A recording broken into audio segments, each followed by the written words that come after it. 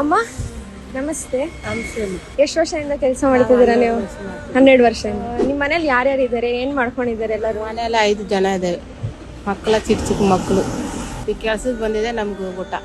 ನಿಮಗೆ ಯಾವತ್ತು ರಜಾ ಕೊಡಲ್ವಾ? ರಾಜ ಏನೂ ಇಲ್ಲ ಅಮ್ಮ. ಹೋದ ವರ್ಷ ದೀಪಾವಳಿ ಹೆಂಗ್ ಆಚರಿಸಿದ್ರಿ ನೀವು?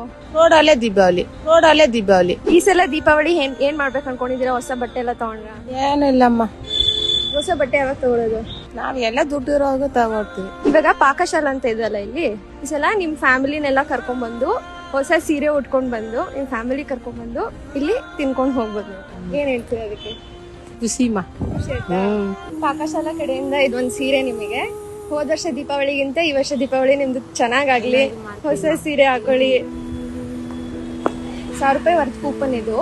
ನೀವು ಪಾಕಶಾಲಾ ನಿಮ್ ಫ್ಯಾಮಿಲಿ ಜೊತೆ ಬಂದು ಕೂತ್ಕೊಂಡು ಅವತ್ತಿನ ದಿನ ಹೊಸದಾಗಿ ಟೈಮ್ ಸ್ಪೆಂಡ್ ಮಾಡಿ ನಿಮ್ ಫ್ಯಾಮಿಲಿ. ಥ್ಯಾಂಕ್ ಯು ಮಾ.